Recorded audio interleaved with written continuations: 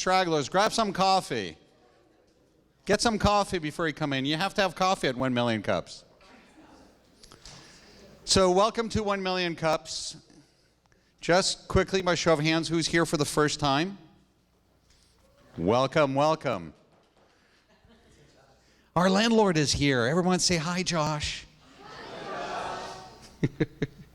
So this is a Kauffman Foundation initiative launched in Kansas City almost 3 years ago. We're close to being 2 years old, but not quite yet, a year and a half. We're now in more than 70 cities across the country, even one on the other side of the pond in North Africa. So this is an event for entrepreneurs, by entrepreneurs. We're all volunteers here, and I just want to introduce you guys real quickly to a few people in the room. Angela, wave your hand. This is one of our organizers. Jan, sitting quietly right there, another one of our organizers. And I think soon to be one of our organizers is Stephanie. Maybe watching us from Taiwan is David, who is usually sitting right there, or standing right there, and then joining us from Kansas City is also Nancy. So again, real quickly, I'll tell you a little bit about and I'm Ron.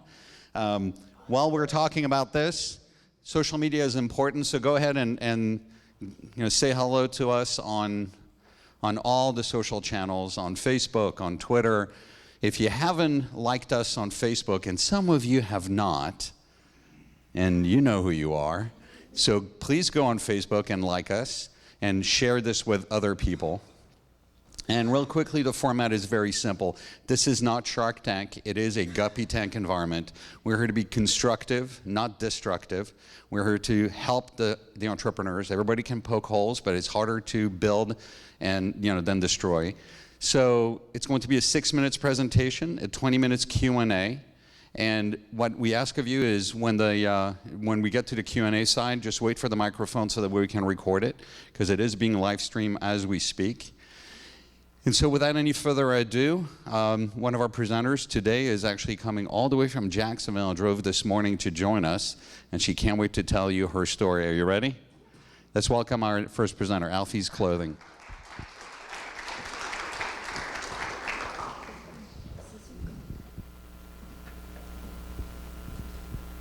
Good morning. Thank you so much for having me here. My name is Katie Randich, and my nickname is Alfie, hence where Alfies came from. My swim coach gave it to me in high school, and it just stuck. Alfies stands for Authentic Love Flows in Every Stitch, and I am the founder. Imagine you're out in the ocean, and you can't swim. You don't know what's lurking around you. But somebody comes and provides you with a life jacket to help protect you. An Alfie's dress is like a life jacket. By providing dresses to girls in orphanages, we are able to protect them, help protect them, and also being able to show that they are accounted for. We know that by dressing a girl that they are accounted for, which also helps protect them from becoming another statistic in human trafficking. Alfies is not only a life jacket, but we're unique because we're providing skills. So we are also a swim coach. Why is that important?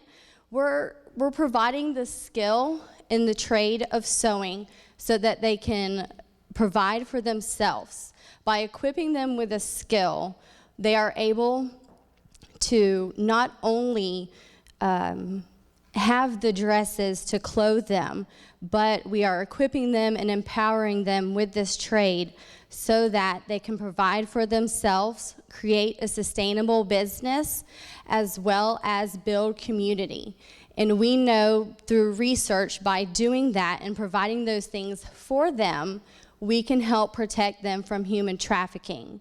Most girls between the ages of 12 to 14 are the ones typically taken. And those are the ages that we are trying to help the most. And by protecting them and getting them before they even get into human trafficking, by providing them with a skill, we know that that statistic is going to be lower. We started out in October 2014, so we're just brand new, and we had 5 volunteers, and we've quickly grown to 25 volunteers. We've sewn over 150 dresses so far to donate to orphanages in third world countries. My volunteers are awesome. They are my backbone. And not only do I have amazing volunteers, but we all share the same mission and have the same heart, because we want to be able to protect girls one stitch at a time. Back in January, we were able to send our first sewing kit to the Wells of Hope Academy in Uganda. We've sent, before this, 37 dresses to the orphanage in Panama, the Montestefe orphanage.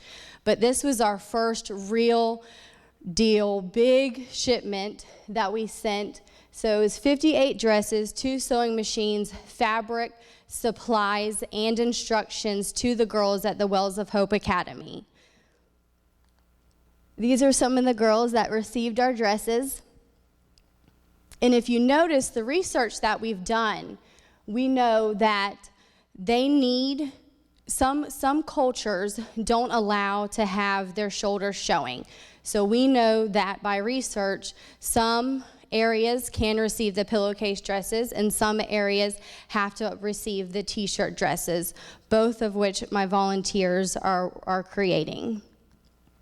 These are our first group of women who are starting to learn to sew.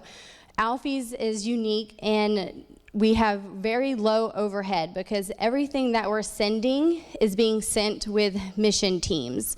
So the missionaries know exactly who the products are going to and how it's going to benefit them. And the instructions are on the wall. And if instructions need to be in Spanish, we send them in Spanish. I've also recently started a YouTube channel with tutorials on how to make these dresses, how to thread the sewing machine and the bobbin, and other certain skills that they will need to know. We've reached out in the community, and it's been a huge blessing because we've gotten in touch with a number of organizations. American Heritage Girls have partnered with us, and they are also sewing dresses now. And what's really unique and fantastic is that these are young girls. They are taking on this project themselves. So as young adolescents and teens, they have to be able to run this project on their own. So they're doing the fundraising to collect the materials, and they're sewing the dresses. We've also teamed up with Bartram Trail High School Design Academy, and I thought it'd be really cool to hold a contest. So the junior class at the Design Academy is designing a dress for little girls, as well as dresses for an older girl or a woman. And we're going to be showcasing those dresses on the 27th, and whoever wins the contest will also get to display their dresses and have those out at One Spark that Alfies will be participating in next month in Jacksonville, Florida. And not only have we been able to do those things in the community, we're also going to be partnering with the Mackenzie Wilson Foundation by May, and being able to reach girls through the Mackenzie Wilson Foundation so that they can also hold fundraisers, sewing camps for girls in the community, and then be able to send dresses to the orphanages through the camps that they hold. I have an awesome team. We have strong missions and values. We know what it means to work hard. We know that there's going to be bumps in the road. We know when it's time to pivot, and we've done a lot of research to figure out what we can do to make Alfies better. I have 1 full-time entrepreneur and 3 small business owners on my team. We know what it means to be flexible, and being flexible means you stretch, you are coachable, and you can learn. We've had lots of wins, like I've said, donating dresses to Panama, Uganda. We just sent machines and fabric and supplies to the Okoa orphanage, as well as next month to the Tiny Hope orphanage in Jamaica. We have been financially self-sustaining as a nonprofit. I have been teaching for 10 years, so going into the business world is foreign to me, but I am loving it and I want to learn everything that I can. Some goals that we have, participating in One Spark next month, as well as partnering with the nonprofit Living 127 in October and August, going to the Dominican Republic and Guatemala. These are the girls from Panama, and this is where the mission started for me. I know that it's not enough to do nothing, and it's time for us to do something. So, sewing machine, fabric, supplies, and a startup program. Giving girls hope and a future is priceless. So please help me help make a difference by providing dresses, which is their life jacket, as well as being a coach for these girls so we can help stop human trafficking one stitch at a time. Thank you. Thank you, Katie. Right there. Please remember to raise your hand for questions. Hi, I'm Gerard. Hi. Great presentation. Thank you for driving so far. Thanks. There's actually a couple places here in Winter Park that have a similar mission. I don't know if you've looked into them, but we had a presentation a couple weeks ago from Bahalia, they actually have a business selling stuff that's coming from different places like Africa and stuff. Maybe there's a team up opportunity there. There's also another store that sells kind of stuff from other countries that it's free trade. Have you thought about teaming up with, I see you're teaming up with other non-for-profits that are in those countries that are doing kind of clothing and things like that, but have you thought about teaming up with places like Habitat for Humanity or other non-for-profits that maybe do different things but kind of in a similar vein that maybe have some synergies with you? Mm-hmm. I know I went to Guatemala with Habitat. They have a big program there helping people build houses and stuff like that. Maybe it's something that you could do. It's kind of a suggestion. I don't know if Yeah, no, absolutely. That's fantastic, and I'm definitely open to any suggestions because that kind of stuff I just might not think about as in, just being a new startup and being new to the business world. So absolutely, that's a really good idea. And I wanted to piggyback on what you said about selling things here from other countries. The dresses that the girls are designing at the Design Academy, we want to be able to make those dresses here in order to help fund alfies. And then when the girls in the other countries learn the skill, they can sell in their community as well as alfies buying from them and selling here. So it helps them as well that way. But thank you for your suggestion. Good morning, Katie. Good morning. My name is Boone, and I think you're fabulous. Thank you. I have a couple of questions. Okay.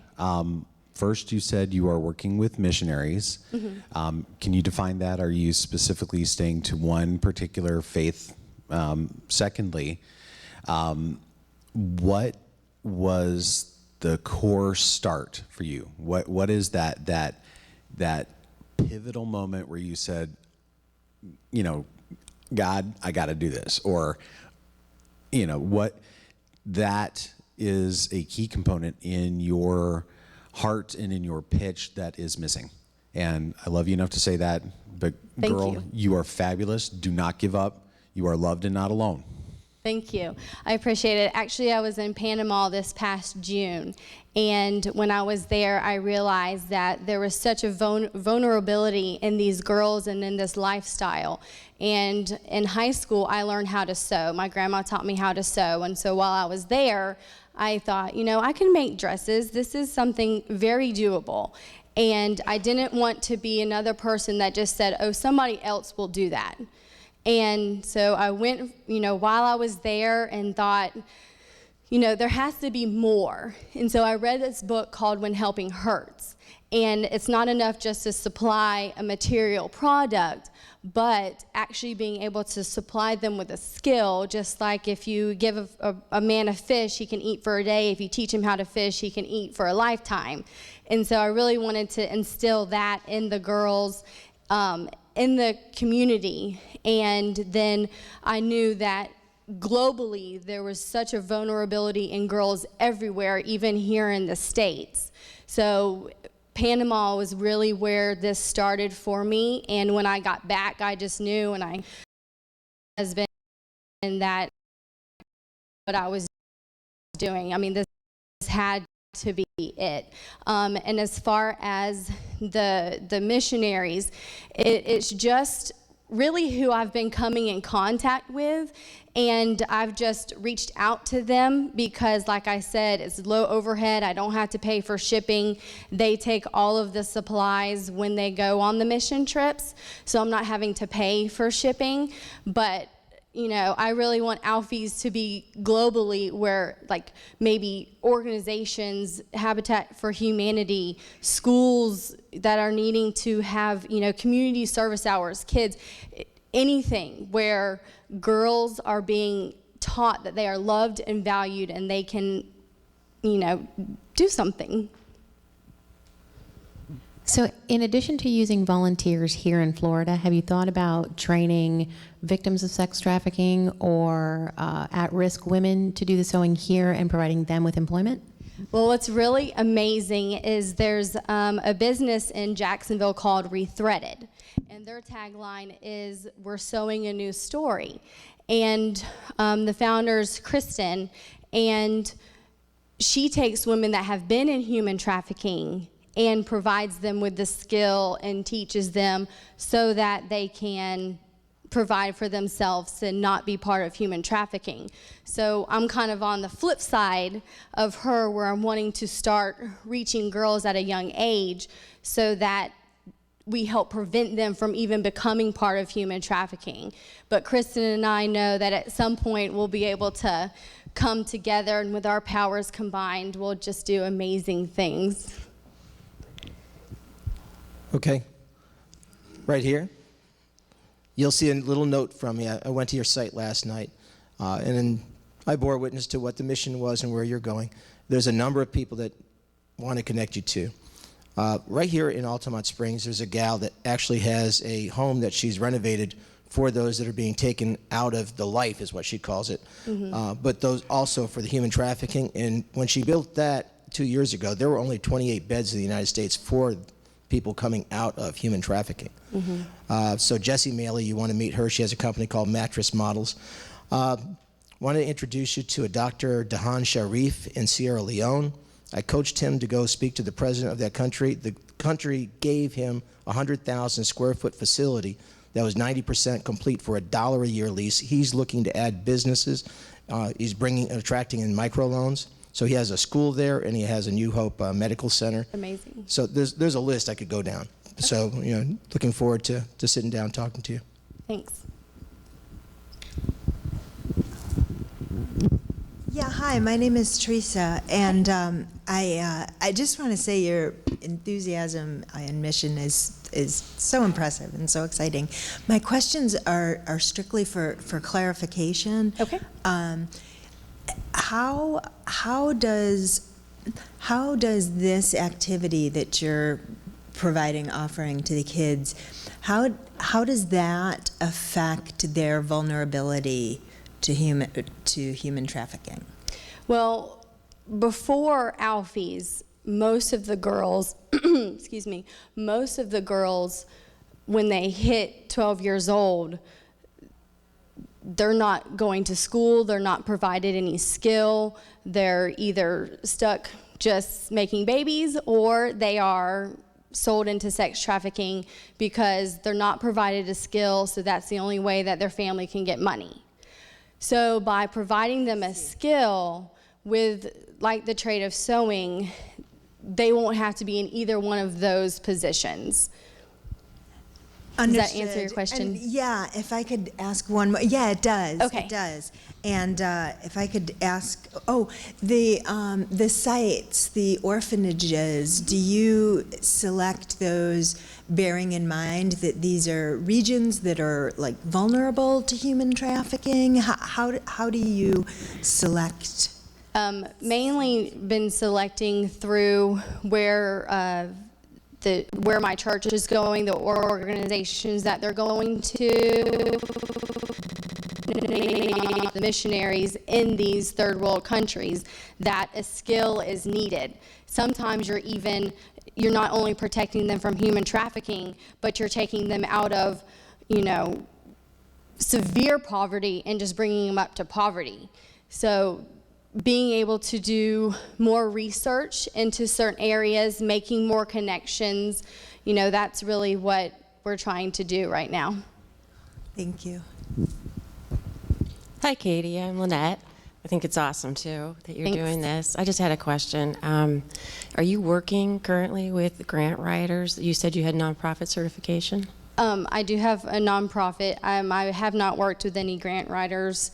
I teach full-time right now, and so this and teaching, just creating a crazy busy schedule, but I knew that this was something that I wanted to do, so I wanted to at least get it going. So I don't really know anything about how to write a grant to, certain organizations or so. I might have someone to connect you to. That would be awesome. Good morning. Good morning. I'm sorry I missed the first part of your presentation. I'm very touched by what you do. Thanks. Is there a connection in the local community that you have currently? Because this whole subject of trafficking is so taboo and so underground. Nobody knows or sees it usually. Right, and yes, we are connected through community here. I'm from Jacksonville, Florida, and so we're connected through American Heritage Girls and one of the local high schools, as well as just involvement through my church and meeting people through there. Every year there's 300,000 girls in the States alone that are affected by human trafficking.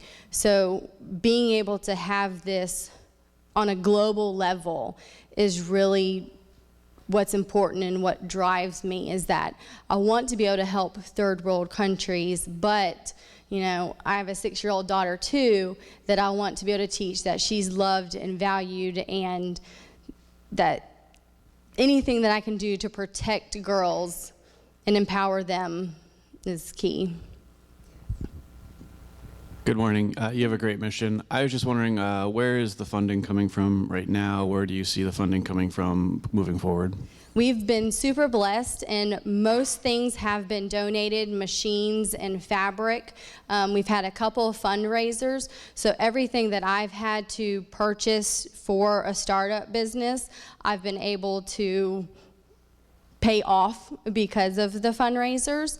But for future funding, we're really hoping that with the girls that are designing the dresses at the Design Academy, we'll be able to make those in mass amounts and sell those in the States to help fund alfies, as well as continuing to hold fundraisers. And I'm participating in One Spark next month, so I'm really prayerfully hoping that we'll be able to make some awesome connections and meet investors and donors and be able to go from there.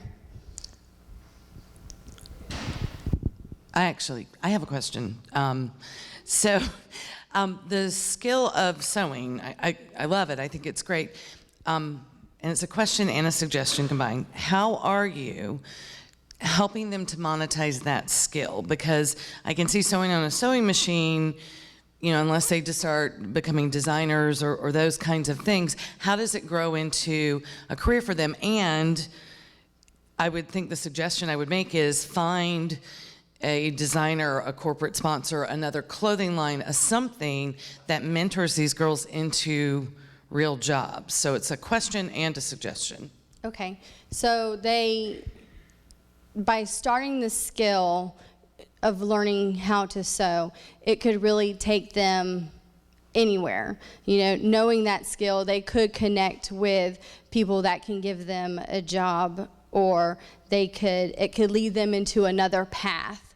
But as far as protecting them from human trafficking, by just getting their foot in the door and being able to learn something new, that gives them the opportunity to at least help protect them from going the other direction. So, you know, I'm trusting in the fact that they'll continue to learn the skill. They can sew more than just dresses. They can, you know, it can just become so much more than just teaching them the skill, but being able to connect them and learn, and they can grow. I would just say there should be a corporate sponsor that would jump on this and say, bring me your girls. Bring me these women who have these skills because we need them, and put our logo next to yours. So just a good corporate to go after. Thank you. And I'll piggyback on that one. About 3 years ago, just as kind of part of my give back, I helped an adopt a family program. And just, I'd get this little wheel, I'll walk in Home Depot, I'll walk in Joann's Fabrics. Joann's Fabrics, right now, this is the best time of the year to walk into them because they're not being inundated with requests for the holidays. And they have almost every company. Kohl's did it, Target, Walmart. I mean, I got everybody involved. And they all have a faction, you know, let's put it this way, I'll call it a fraction. Let's talk about numbers. They all have a fraction, a percentage that they're going to give away. And I think Joann's Fabrics, right now, personally, I've looked at their marketing a couple of months ago, and they're missing a cause marketing component. This could be it. So just a thought. Okay, thank you. By the way, I really appreciate the mission that you have. I think a major lacking part of what a lot of people consider productivity is the fulfillment that comes from doing skilled knowledge work for the sake of for other people who need help, not just donating, but actually putting forth effort, time, thought. It's such a great example. So I really appreciate that. One of the things I really also appreciated the suggestion that I don't know your name, Angela made, about matching up yourself with a corporate sponsor of some kind. I was thinking about the type of packages that you're selling or sending to these girls is not a mass production type package, but it can still be advantageous to you in that if you had a platform to offer people very custom products, or there's a market, especially in the United States. If I wanted to go online and I want a dress just this way, or a piece of clothing just this way, and I can request that is exactly what you can offer with that platform. Like, if you paired up with a corporate sponsor or something like that, instead of making a huge manufacturing plant that you can crank out stuff that is super cheap, but there's 100 of them coming off of a textile. Instead, you're making these individual, everyone's custom, hand-stitched. If there were a request platform that you could somehow get together, that seems like it would be ideal as well. Awesome, thanks. We have designed since alfies stands for authentic love flows in every stitch, we have designed having a heart-shaped pocket on every dress.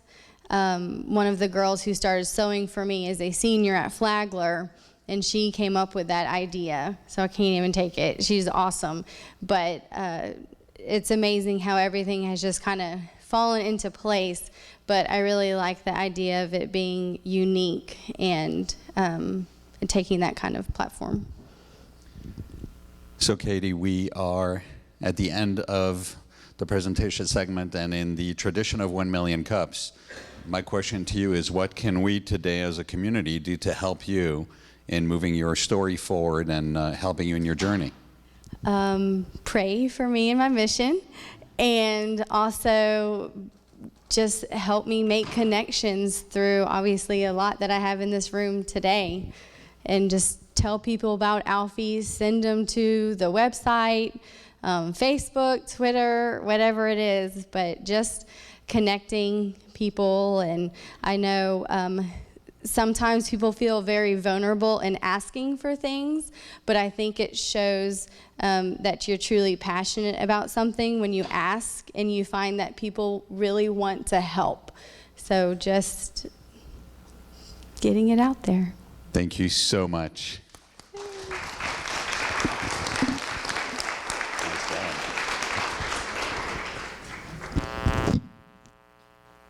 So I had the pleasure of meeting Katie a couple months ago when I went to OneSpark as a mentor and an advisor for one of the programs, which was on storytelling, and you've come a long way, so it's really cool.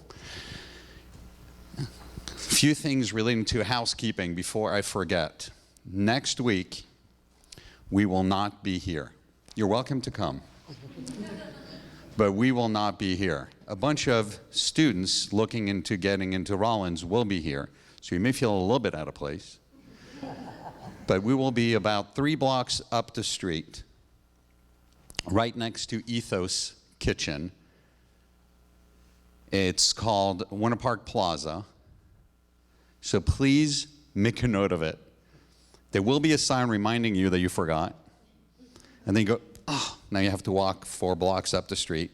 You can park in the main parking lot and walk there, or you can park in the plaza. How cool is that? Less walking. And there are 2 places to park, and I'll talk about that a little bit more as well. For those of you that are here today and will be here again for the next few weeks, we have a parking pass for you, so you don't have to pay when you're leaving the parking. Again, thank you very much to Josh and the Entrepreneurial Center at Cromer for doing that. Yeah, he deserves a round of applause because they've been hosting us for a while. And he hates each time I do that, so that's why obviously I do it. So one of our other sponsors who's currently shopping on eBay, he's not looking, he's looking, there you go. Rudy has been here faithfully whenever he can, and he has a startup. He has been getting a lot of amazing traction with what he's doing, and he is disrupting the video sharing platform industry. And pretty soon he won't have time for us anymore, but hopefully we'll get someone else to be able to do what he does. So he deserves, again, a big round of applause. And if you're enjoying warm coffee today, it's thanks to Barney's. And without them, I would be the one brewing the coffee, which is what I did when we first launched. And let me tell you, that was not fun. Making 80 cups of coffee in the morning, 1 Keurig at a time. I'm kidding. So send them a shout out on social media. Tell them we appreciate all of these entities and individuals. Without them, we could not host this event. Last but not least, and we'll talk about that again, our ask of you is to bring a friend next week. It's going to be a little smaller, but very cozy nonetheless. Plenty of space, plenty of room for everyone. And tell your friends that this is a great platform for them to share their story. And you'll see in a moment, when James comes up with IndieBox, the difference between two completely different ideas. We're the only agnostic platform for entrepreneurs, and I don't mean that in a religious way, I mean that in a technology way. So you can be here and have a nonprofit, or you can talk about, I'm not going to steal your thunder, but you can talk about almost anything here as long as it does 3 things. A, it's less than 3 years of age. B, it's more than just an idea. And C, it is scalable beyond our borders. So it has to be something. And the best example on scalability is if you want to open a pizzeria, wonderful, we'll come and buy pizzas. We're the wrong place for you. If you're going to revolutionize the way pizzas are baked and it's going to change the way the industry is applying it, we are the right platform for you. So that's really the difference between those 2 things. Without any further ado, James, are you ready to tell us your story? Come on up. Let's welcome James. Thanks. Thanks, guys. All right. Great. Oh, you can't see my awesome background. It's super dark. Oh, I'm sorry, guys. Hi, my name's James Morgan. Thank you guys for having me here today. I'm the CEO and co-founder of IndieBox. We are a subscription box platform, sort of like a wine or cheese of the month, but instead of wine or cheese, we send our subscribers video games. That's not the right button.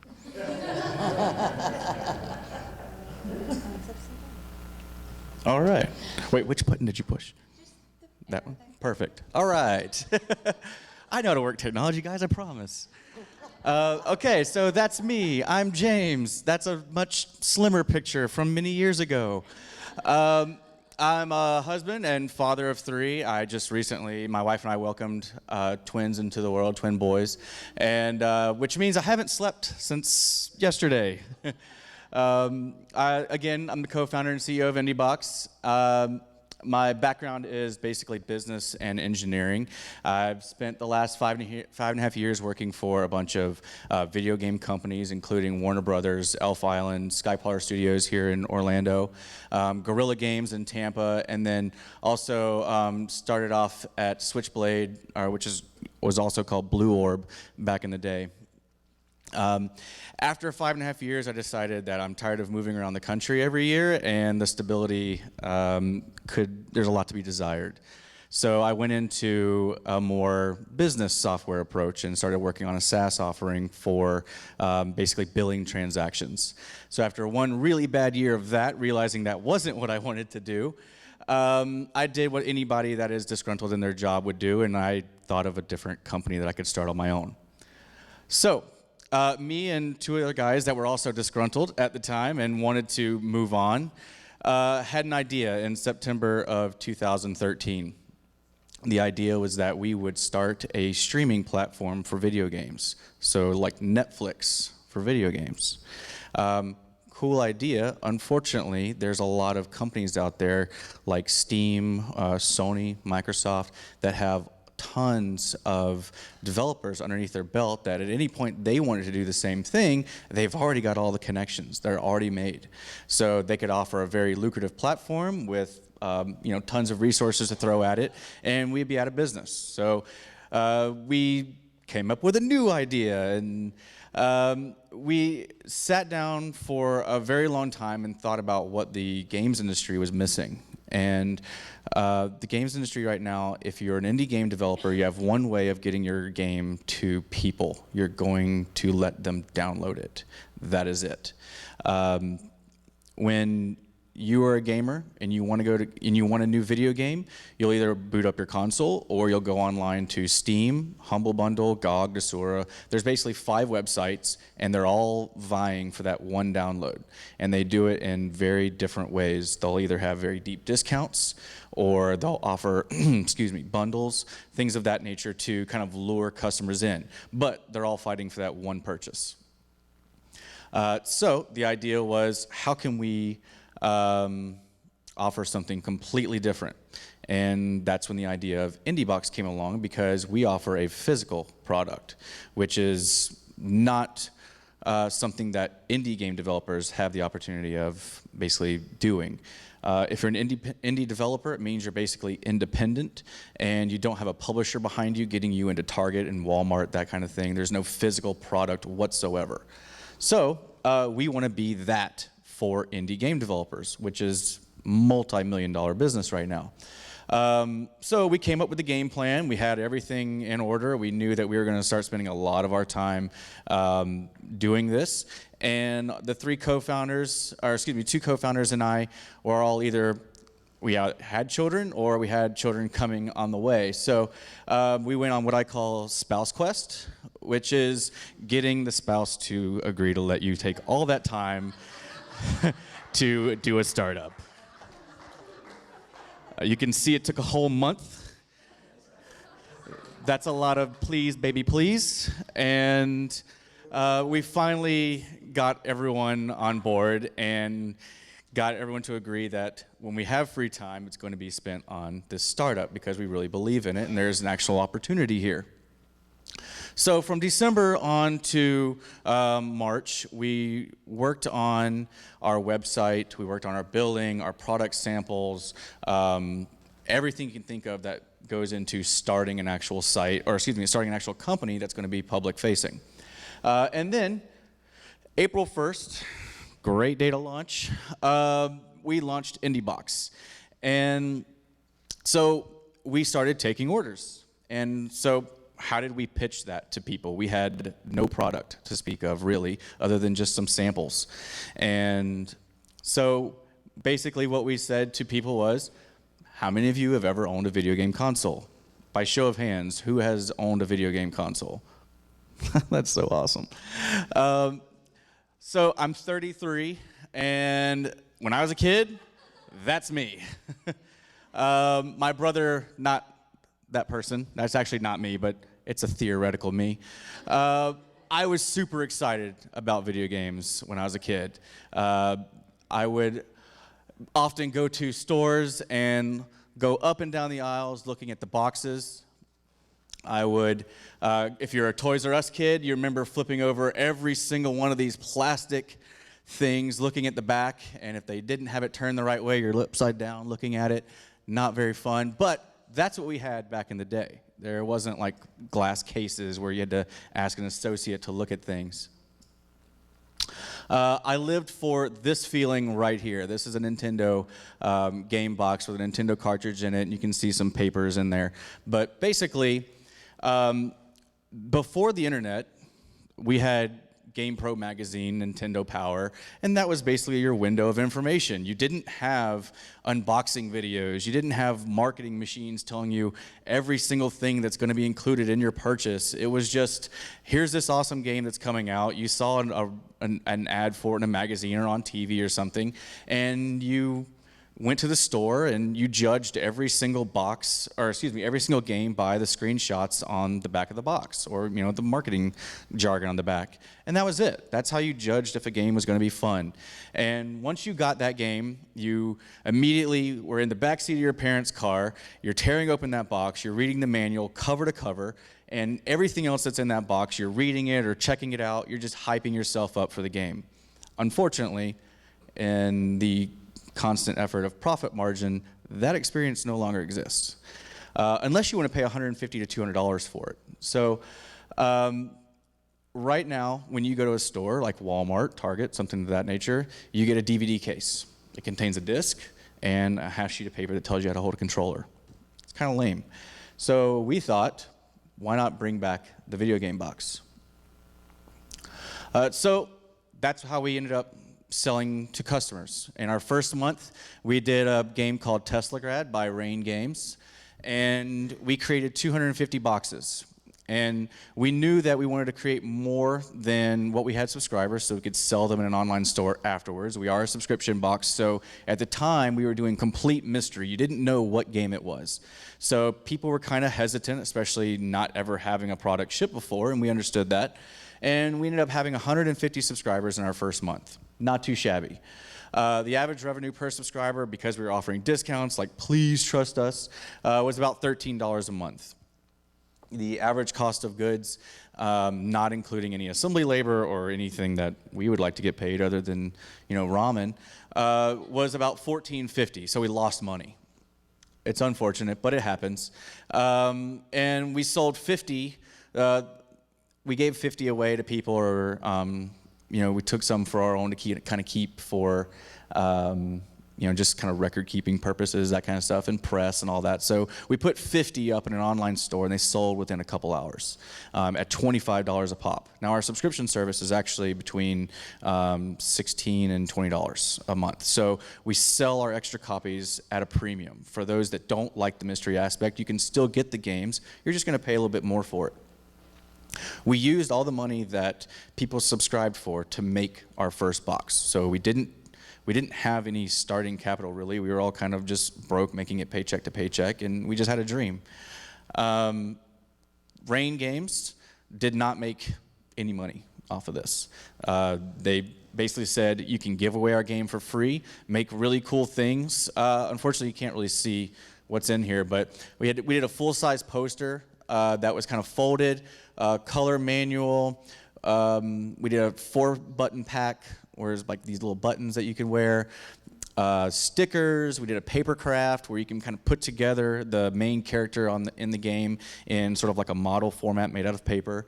And also we reinvented the video game cartridge.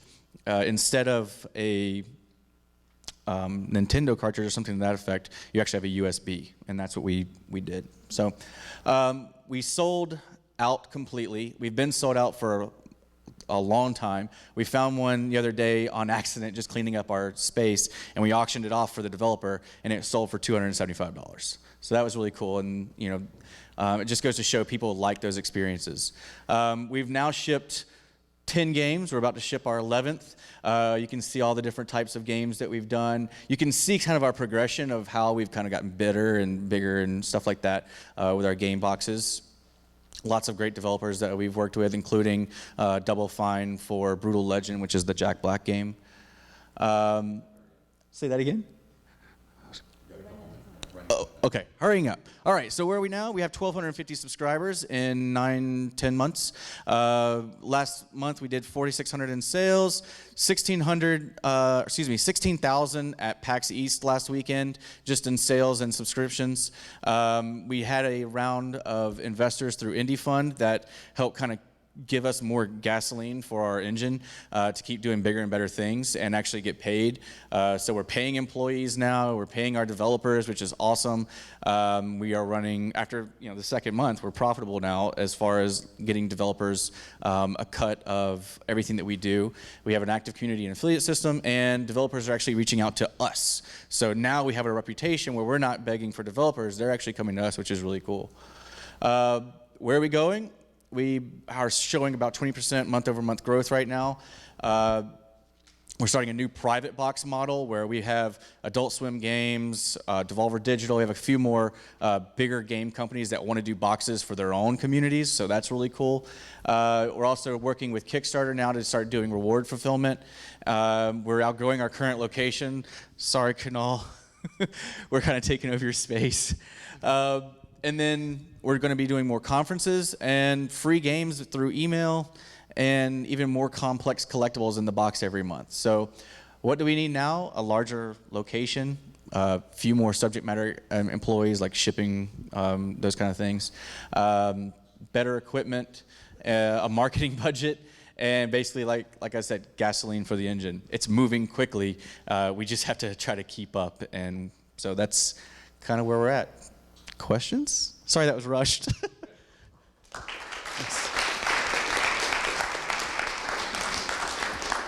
Sure, yeah. Good morning. Hi. Hi.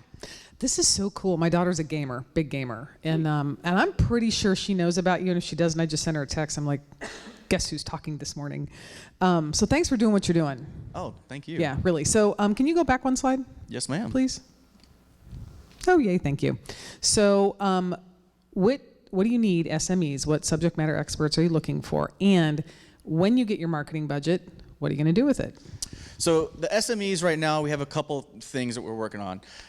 We do a lot of overseas manufacturing for things that are very complex. You can see that we did a USB Nintendo controller for our January box.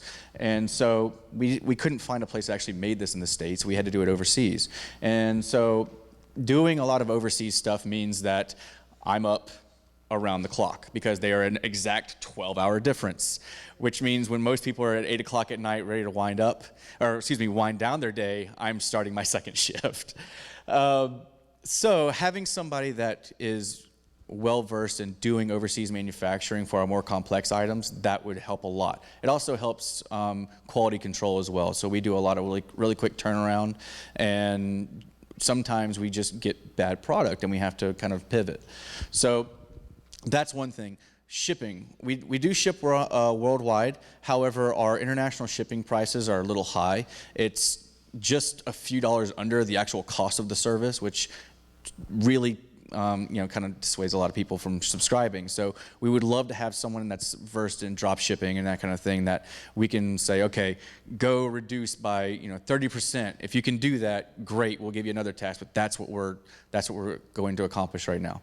The second question was, what are we going to do with our marketing budget? Right now, we have an affiliate system where we're working with a lot of Twitch TV streamers, and that's been our biggest boom for subscribers. However, there's a lot of things that we could do, like partnering up with a lot of podcasts and video bloggers and streamers networks that get us more, I guess, broad sponsorships and get us out there with a lot of people rather than a micro level, like what we're doing right now. And that would be reaching our ideal audience. So nothing like TV ads or billboards or anything like that. It's more of a just increasing the umbrella in which we're already doing. Thank you for your question. James, thank you for the presentation. It was great.